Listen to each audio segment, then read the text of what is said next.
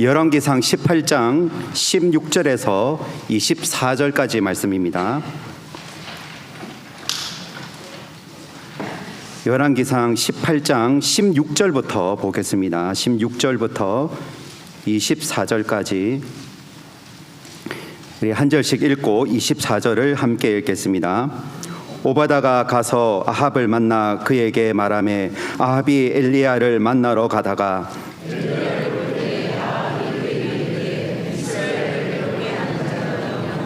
그가 대답하되 내가 이스라엘을 괴롭게 한 것이 아니라 당신과 당신의 아버지의 집이 괴롭게 하였으니 이는 여호와의 명령을 버렸고 당신이 바알들을 따랐음이라.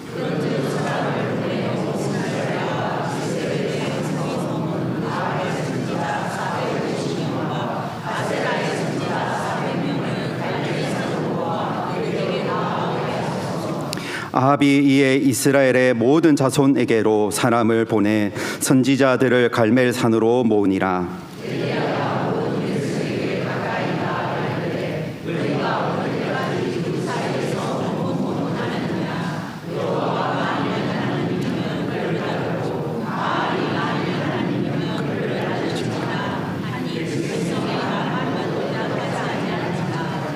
엘리야가 백성에게 이르되 여호와의 선지자는 나만 홀로 남았으나 바알의 선지자는 450명이로다.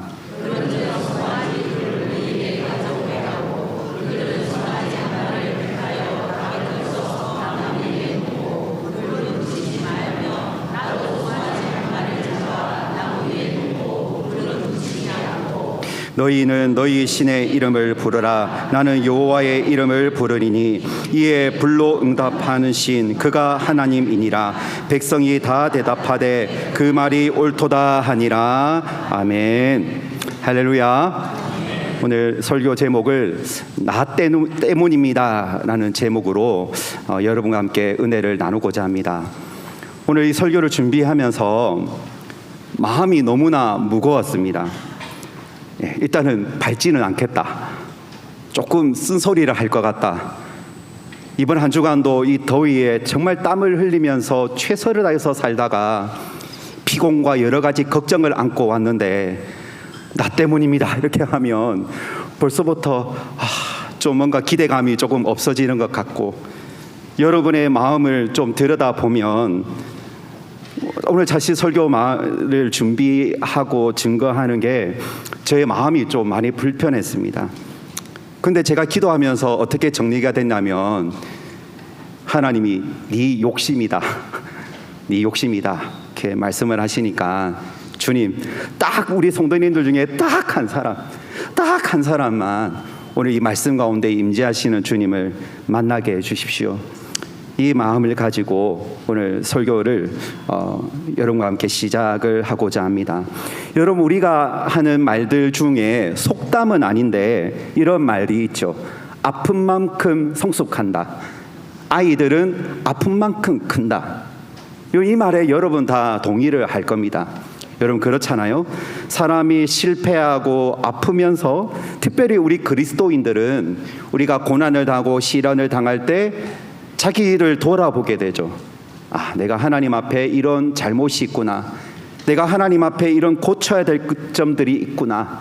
내가 하나님을 너무나 모르고 하나님을 신뢰하지 못했구나 라고 하는 마음을 가지면서 회개하고 내가 하나님을 바라봐야지, 주만 바라볼지라, 이렇게 아픈 만큼 성숙을 우리 그리스도인들은 해갑니다.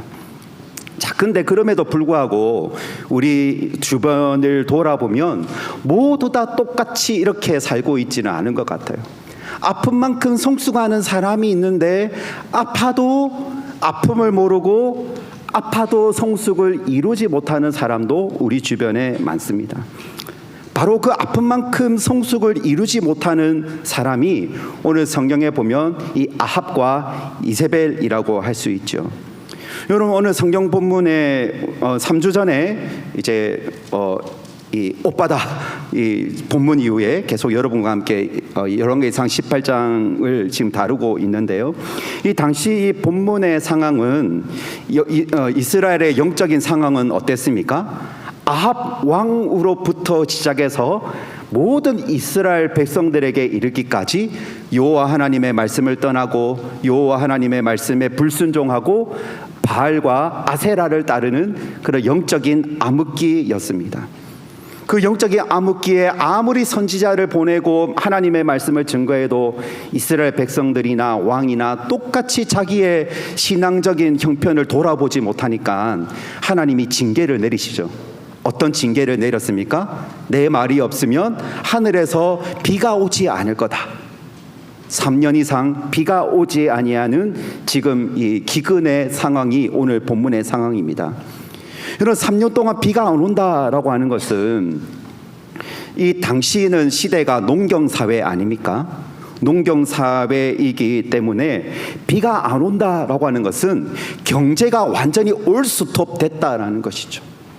여러분, 지구에 전기가 끊겼다, 뭐 주식시장이 완전히 셧다운 됐다라고 하면 어떻게 됩니까?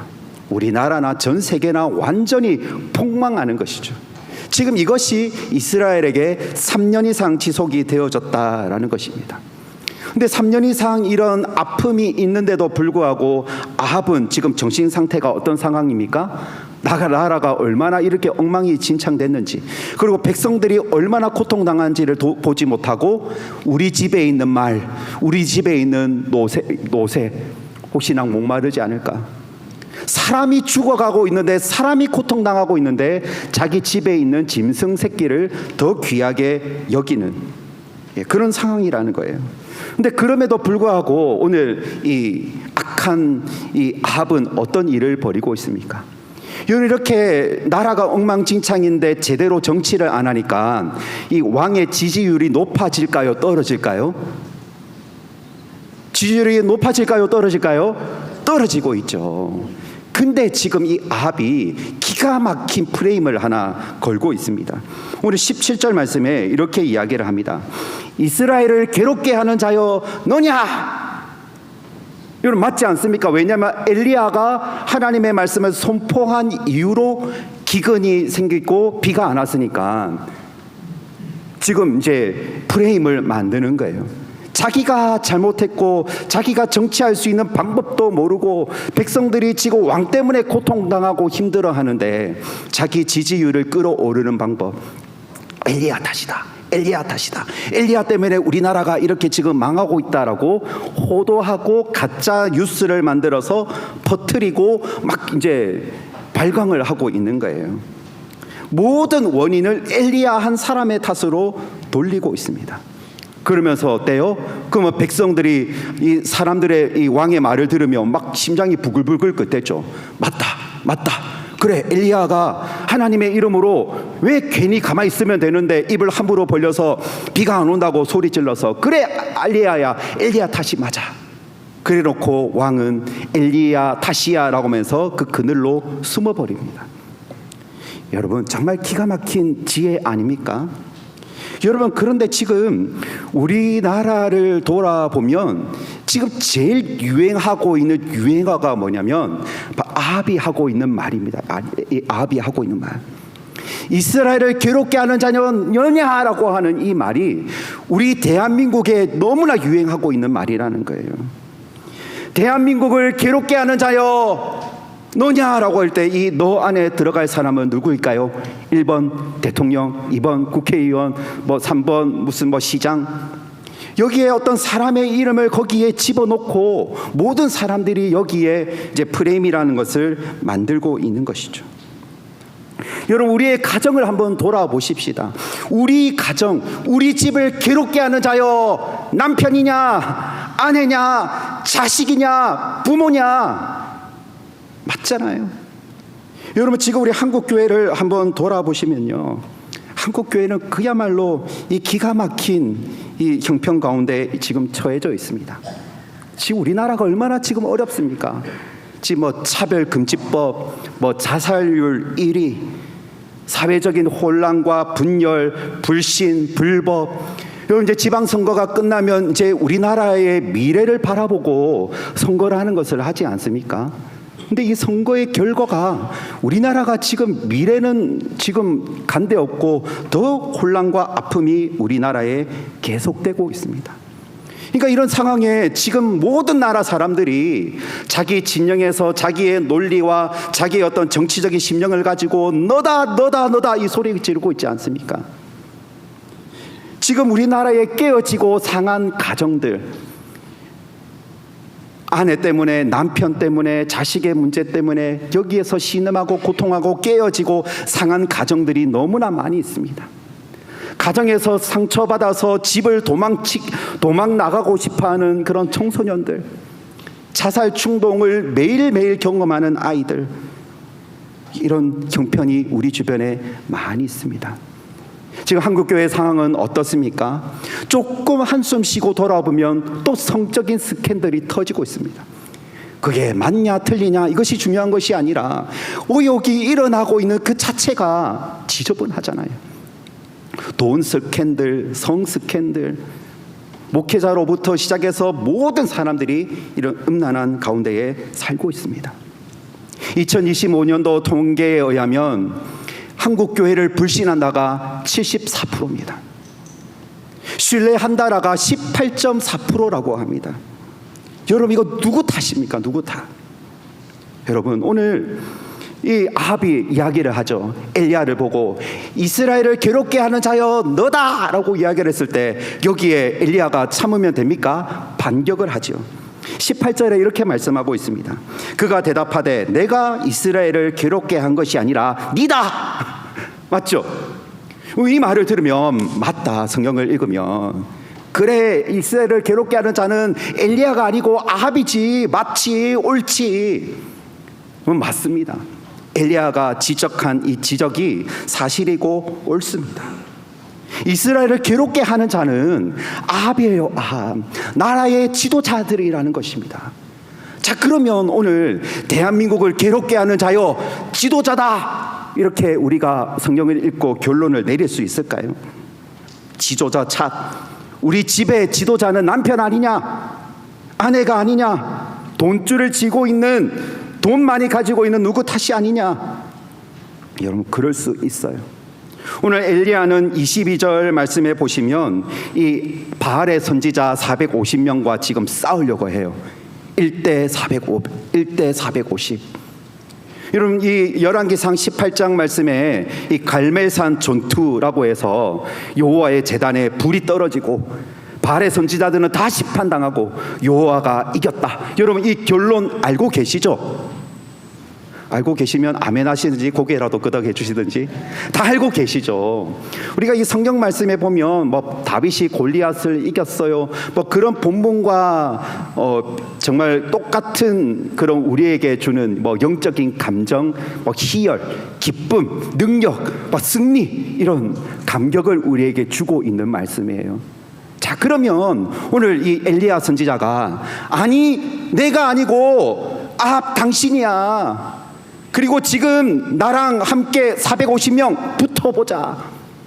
지금 엘리야는 싸워야 될 사람을 누구를 설정해 놓고 있습니까? 아합, 그리고 바알의 선지자들과 싸우려고 하고 있는 것처럼 보여요. 근데 여기서 엘리야가 아합과 싸우기 전에, 바알과 싸우기 전에 이 말을 하고 있습니다. 오늘 21절 말씀, 21절 말씀을 다 같이 한번 읽어보겠습니다. 엘리야가 모든 백성에게 가까이 나아가 이르되 너희가 어느 때까지 둘 사이에서 머뭇머뭇하려느냐. 여호와가 만일 하나님이면 그를 따르고 바알이 만일 하나님이면 그를 따를지니라 하니 백성이 말 한마디도 대답하지 아니하는지라. 아멘. 그럼 지금 엘리야가 지금 누구를 먼저 상대하고 있습니까? 당신 탓이다라고 아합에게 이야기를 했지만 아합과 전투를 벌이지 않습니다.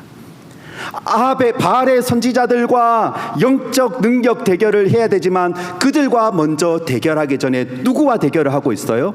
이스라엘 백성들이죠. 어떤 이스라엘 백성들입니까? 둘 사이에서 머뭇머뭇하는 백성들, 하나님을 온전히 따르는 것도 아니고 하나님을 온전히 사랑하는 것도 아니고 하나님과 바알 사이에서, 하나님과 세상 사이에서, 하나님의 진리와 세상의 탐욕과 세상의 모든 음란한 사이 안에서 은근하게 양다리 거치면서 살아가는 이스라엘 백성들. 너희가 어느 때까지 둘 사이에서 머뭇머뭇하려느냐. 하나님이 만일 하나님이면 그를 따르고 바알이 좋으면 바알을 따라가라. 둘 사이에서 뭐뭐뭐뭐 하지 말라. 이 말을 통해서 지금 이 엘리야 선지자가 내리고 있는 진단이 무엇이냐면, 이스라엘을 괴롭게 하는 자여, 빈칸은 너희들이라는 거예요. 너희들, 이스라엘 백성들이라고 하는 것이죠. 아합이 이렇게 엉망진창으로 나라를 다스리고 하나님의 영광을 가리고 이스라엘 백성들 안에 죄악들을, 탐욕들을, 음란한 것들을 마구마구 집어넣고 있는데, 누구 하나 백성들이 주님 앞에 나와 가슴을 치며 애통하며 기도하는 사람이 한 사람도 없었다는 거예요. 왜요? 둘 사이에서 머뭇머뭇하고 있으니까. 그러므로 이스라엘을 괴롭게 하는 자여, 여기에는 이스라엘 백성 한 사람 한 사람의 이름이 여기에 다 들어가야 된다라는 사실입니다. 과거 1997년 IMF가 일어났을 때 우리나라에는 경제적인 정말 암흑기가 있었죠. 완전 경제적인 가뭄, 기근의 시대가 있었던 것 여러분 잘 아실 것입니다. 그때 IMF가 왜 왔습니까? 뭐 말로 다 설명은 할 수 없겠지만, 첫 번째는 지도자 탓이죠. 불법을 행하고, 또 기업들은 자기의 기업의 실력들이 그만큼 되지 않은데 그냥 버블이죠. 막 거품으로 그냥 기업을 마구마구 돈을 빌려와서 뭐 몸집만 불리다가 이제 IMF 때문에 기업이 쓰러지고 무너지지 않았습니까? 근데 그때 교회에서, 한국 교회가 내건 말이 뭔지 압니까? 누구 탓 안 했습니까? 그 누구 탓이라고 하는 말을 그때 별로 하지 않았습니다. 물론 지도자의 탓이 있고 불법을 행하고 막 이렇게 거품처럼 기업을 일구어냈던 그 경영자들의 탓도 있지만, 그때 누구 하나 누구 탓이다 누구 탓이다 말하지 않았어요. 그때 한국 교회에 최고로 많이 불려지고 교회에서 하나님을 찬양했을 때 쓰여졌던 찬양의 그 제목이 뭐냐면 부흥이라는 곡이었습니다. 이 땅의 황무함을 보소서 하늘의 하나님 긍휼을 베풀어 주십시오. 여러분 이거 기억하십니까? 그때 나오는 찬양이고 그때 불렀던 찬양이에요. 그때 한국교회는 하나님 내 탓입니다, 우리의 죄 때문입니다, 내가 주님 앞에 기도하지 않아서 그렇습니다, 철저하게 회개의 운동, 영적 각성의 일들을 하려고 몸부림쳤던 시대가 1997년, 8년, 9년 그때였어요. 근데 지금은 어떻습니까? 지금은 어떤 찬양이 많이 유행하고 있습니까? 물론 그 찬양이 틀렸다, 잘못됐다라는 것을 말씀드리고 싶은 것은 아니고요. 자기 위안, 자기 위로, 내가 하나님께 확신받고 내가 하나님을 신뢰해서 내가 회복되고 내가 은혜 받고 내가 좀 잘 됐으면 좋겠다, 이런 유의 찬양이 많이 불려지고 있어요. 오늘 우리가 찬양대가 불렀던 찬양처럼 흰 눈보다도 나를 정결케 해주십시오, 날마다 주님의 십자가의 보혈을 사모하며 주님 앞에 나아갑니다라고 하는, 그 당시에는 그런 성도님들, 믿음의 성도들이 얼마나 많이 있었는지를 모릅니다. 여러분, 오늘 우리가 고백해야 될 것은, 왜 지금 우리나라가 이렇게 끔찍한 지경을 지금 경험하게 되었는가? 하나님 내 탓입니다. 하나님 내 때문입니다. 저 때문입니다. 우리 가정에 일어나고 있는 어렵고 힘들고 다양한 내 마음을 힘들게 하는 일이 있다 할지라도, 하나님 내 남편 탓 아니고 내 자식 탓이 아니고 내 아내 탓이 아니고, 하나님 내 탓입니다. 내 탓입니다. 내가 우리 나라를 위해서 애통하지 못했고 기도하지 못했고 하나님의 마음으로 내 가정을 돌아보지 못했으니 하나님 내 탓입니다. 한국교회가 신뢰도가 왜 이렇게 떨어졌습니까? 하나님 지금 우리 문단교회가 왜 이런저런 문제가 있습니까? 여기에 누구 탓, 누구의 이름을 거론하기 전에 하나님 저 탓입니다. 제가 기도하지 못해서 그렇습니다. 제가 우리 교회를 사랑하지 못했고 우리 성도들을 우리 주님의 마음으로 돌아보지 못한 저의 탓입니다. 저 때문입니다. 여러분, 이런 고백, 오늘 이 고백을 하는 사람을 오늘 우리 주님께서 찾고 계시는 줄로 믿으시기를 바랍니다. 여러분, 우리나라가 어떻게 회복될 수 있습니까? 지금 또 서울에 기어 축제가 일어났죠. 여러분, 거기에 교회의 이름으로 그 동성애자들을 축복하는 일들이 있었습니다. 기가 막히는 일이죠. 근데 이런 문제를 가지고 무슨 교회냐, 뭐 땡땡땡 교회 뭐 있더라고요. 그 교회를 파헤쳐서 그 교회가 어떤 교회고 교단이 어떤 교단이며 그 안수했던 그 목사는 도대체 어떤 목사냐, 그거 비판하고 까발려 봐야 어떤 능력이 나오고 어떤 기적이 나오고 어떤 치유의 역사가 나오겠습니까? 여러분, 기도해야 됩니다. 기도. 우리나라를 위해서 기도해야 됩니다. 사실 우리도 이 아합 같지 않습니까? 내 말, 내 노새. 여러분, 지금 우리가 살고 있는 이 나라, 그리고 우리 뒤에 우리나라를 세워나가고 한국 교회를 이끌어가고 우리 문단교회를 섬겨나갈 우리 자녀들이 살아갈 다음 세상이 어떻게 지금 펼쳐지고 있는데, 그런데 우리는 온통 우리의 생각은 내 말, 내 노새, 네 탓이다라고 엘리야처럼 손가락질하기 전에, 여러분, 우리 마음 안에도 아합과 똑같은 마음이 우리에게 있습니다. 에이, 나는 안 그래요. 여러분, 그러면 기도로서 여러분은 하나님 앞에 나는 안 그렇습니다라고 증명해 보여야 합니다. 주여, 저는 아합과 같지 않습니다라고 한다면 여러분의 기도의 무릎이 증명이 되어야 한다는 것이에요. 만약에 여러분 기도하지 않는다면, 우리나라를 위해서 기도를 멈췄다고 한다면, 이 한국교회의 끔찍한 현실을 보고 아무런 부르짖음도 애통하는 마음도 없다고 한다면, 이스라엘을 괴롭게 하는 자여, 한국교회를 괴롭게 하는 자여, 신뢰를 떨어뜨리는 자여, 여기에 우리의 이름을 집어넣고 우리는 주님 앞에 애통하며 기도해야 될 줄로 믿습니다. 사랑하는 여러분, 18.7%랍니다. 18.7%. 그러면 그 18.7%를 조금 더 끌어올릴 수 있는 방법이 뭐냐면 내 삶 아니겠습니까? 내 삶. 아무리 74%가 넘는 많은 교회를 향한 부정적인 사람들이 우리나라에 있다 할지라도 내 주변에 있는 사람들은, 그래, 뭐 한국교회가 뭐 이렇든 저렇든 하고 싶을 말은 진짜 많지만 당신은 찐이다. 당신은 진짜 그리스도인이다. 당신은 진짜 기도하는 사람이고 당신은 진짜 교인이 맞는 것 같다. 그러면 어떻게 돼요? 내 때문에 신뢰도를 끌어올라가야 되잖아요. 내 때문에 나는 적어도 내 말, 내 노새가 아니라 이 나라, 이 민족, 한국교회를 품고 우리 문단교회를 품고 기도해야 되지 않겠습니까? 사랑하는 여러분, 누구 탓하면 안 됩니다. 여러분, 옛날에 여러분들에게는 하나님을 처음 만났을 때, 정말로 내가 영적으로 충만했을 때 여러분에게는 이 기도의 열정이라는 것이 여러분들에게 있었을 것입니다. 주님의 이름만 생각해도 내 마음이 좋거든.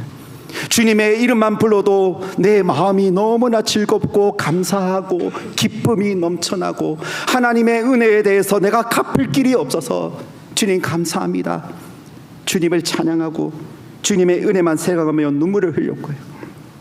근데 여러분, 여러분의 있는 기도의 열정을 누가 꺼뜨렸습니까? 내가 은혜 받아야 되는데 이런저런 여러 가지 걱정, 여러 이유 때문에 교회 나와도 은혜가 안 된다. 교회 나왔는데 은혜를 못 받겠다고, 집중을 못 하겠다고요. 누구 때문이란 거예요? 누구? 내 탓 아닙니까? 내 때문 아닙니까? 내가 주님의 십자가를 온전히 붙들지 못하고, 내가 기도하지 못해서 내가 신앙의 불을 꺼뜨리고, 내가 하나님을 사랑하는 마음을 꺼뜨리고, 기도의 무릎이 아니라 두 다리 벌쩡하게 일어서서 오직 내 말, 내 노새하면서 살아가는, 바로 내가 기도의 불, 신앙의 불, 사랑의 불, 은혜의 불을 내가 스스로 꺼뜨려 버렸다라는 것입니다. 사랑하는 여러분, 이 쇳덩이가 있는데, 쇳덩이를 이제 시뻘겋게 이제 가열을 하면 이제 쇳물이 되지 않습니까? 근데 그 이제 시뻘겋게 달라지고 그 물처럼, 꿀물처럼 찐득찐득해진 그 쇳물. 근데 그 쇳물이 시간이 지나면 식어지고 딱딱하게 굳어지잖아요. 근데 그 굳어진 쇳물을 다시 가열해서 달구려면 한 방에 해결되지 않습니다. 뭐 토치를 가와서 한번 확 지른다고 해서 샘물이 다시 옛날 샘물처럼 돌아오지 않아요. 상당한 시간이 걸립니다. 계속해서 열을 가하고 여러분, 이와 마찬가지로 우리가 하나님 앞에 대한 우리의 신앙을 회복하려면 상당한 기도의 시간이 걸립니다. 상당한 인내의 세월이 걸립니다. 여러분, 우리의 신앙의 불을 꺼트리는 것은 진짜 쉬워요. 왜요? 욕심대로 살면 되니까, 음란한 대로 살면 되니까, 내 마음 가운데로, 내 육체 가는 대로 따라가면 금방 꺼트릴 수 있는데, 다시 우리의 신앙을 뜨겁게 하려면 쉽지 않아요. 어려워요.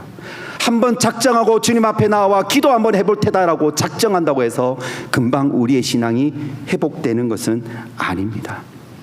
그러나 우리 하나님은 어떻습니까? 우리 하나님은 비록 내 마음이 뜨거워졌니 안 뜨거워졌니, 기도했는데 은혜를 체험했는지 못했느니 이것이 아니라 그냥 하나님 제 탓입니다 하고 그냥 주님 앞에 결심하고, 하나님 제가 기도로서 주님 앞에 온전히 살겠습니다. 하나님, 제가 둘 사이에서, 하나님과 바알 사이에서 머뭇머뭇하며 살아갔던 사람이 이스라엘 백성들이 아니라 바로 저입니다. 저. 이렇게 주님 앞에 작정하고 주님 앞에 기도해야 되겠다라고 결심하는 그 중심을 보시고 우리 하나님은 여러분들에게 큰 은혜를 허락하여 주신 줄로 믿으시기를 바랍니다. 오늘 엘리야 선지자가 너희가 둘 사이에서 어느 때까지 머뭇머뭇하려느냐라고 말씀을 선포했을 때에 이제 이 백성들이 각성을 한 것 같아요. 엄청난 영적인 각성이 일어난 것은 아니지만 분명히 변화의 역사가 일어났어요. 여러분, 24절 말씀을 한번 읽어볼까요? 24절, 너희는 너희의 신의 이름을 부르라. 나는 여호와의 이름을 부르니니 이에 불로 응답하시는 신 그가 하나님이니라. 백성이 다 대답하되 그 말이 옳도다 하니라. 아멘. 어떤 역사가 일어났어요? 백성들이 처음에는 한마디도 말 못했던 백성들이 엘리야의 말에 그래, 너 말이 옳도다, 당신의 말이 옳도다, 하나님의 말씀이 합당하다라고 아멘 하면서 받아들였습니다. 둘 사이에서 머뭇머뭇하는 내가 맞습니다. 그러나 우리가 하나님을 하나님으로 인정하고 이에 불로 응답하시는 신 그가 하나님이시고 그를 신뢰하고 그 앞에 나아가서 기도하면 하나님이 회복시켜 주신다, 부흥을 허락하여 주신다, 기적을 허락하여 주신다. 이것을 백성들이 믿게 되었던 것이죠. 그래서 30절에 이런 역사가 있었습니다. 엘리야가 모든 백성을 향하여 이르되 내게로 가까이 오라. 백성이 그에게 가까이 가매 그가 무너진 여호와의 제단을 수축하되라고 말씀하고 있습니다. 여호와의 제단을 수축한다라는 뜻은 무엇일까요? 바로 기도의 제단을 수축하는 겁니다. 하나님을 온전히 사랑하지 못했던 우리의 신앙을 다시 처음부터 다져가는 것입니다. 이제 더 이상 세상과 하나님 사이에서 졸질하면서 적당하게 대충 사는 것이 아니라 오직 하나님, 오직 사랑, 오직 믿음, 오직 순종 살겠습니다라고 하는 이 믿음의 결단이 바로 무너진 제단을 다시 수축하는 것입니다. 사랑하는 여러분, 오늘 하나님의 정답은 나왔습니다. 여러분, 우리나라가 회복될 수 있는 방법, 우리 한국교회가 회복될 수 있는 방법, 여러분의 가정이 회복될 수 있는 방법, 우리 교회가 부흥할 수 있는 방법이 어디서부터 하나면 나 때문입니다. 나 때문입니다. 이번에 아멘으로 고백하시기를 바랍니다. 이제 더 이상 누구 탓하지 맙시다. 세상 사람들은, 다른 사람들은 누구를 손가락질할지언정 하나님, 나는 무너진 여호와의 제단, 기도의 제단을 다시 수축하면서 제가 기도하겠습니다. 저를 용서해 주십시오. 하나님의 아프고 상한 마음이 있는데, 하나님의 기대감이 있는데, 저는 온통 내가 먹고 살 것에만 궁리에 빠져서 살아갔던 저를 회개합니다. 하나님, 저를 용서해 주십시오. 우리나라에 정말로 죽어가는 많은 사람들, 지옥으로 향해 떨어지는 많은 사람들, 자살 충동을 일으키는 사람들, 여러 가지 불안과 걱정과 아픔과 여러 가지 시기와 여러 가지 분리와 여러 가지 다툼이 많은 이 세상을 바라보면서 하나님, 저는 이제 하나님만 택하겠습니다. 더 이상 머뭇거리지 않겠습니다. 주님을 바라보고 주님을 신뢰하며 나갈 때 여러분을 통해서 우리나라가 회복받고 우리 김천 씨가 회복받고 여러분의 가정이 부흥하고 우리 교회가 부흥할 줄로 믿으시기를 주님의 이름으로 축원합니다. 우리 시간에 우리 말씀을 생각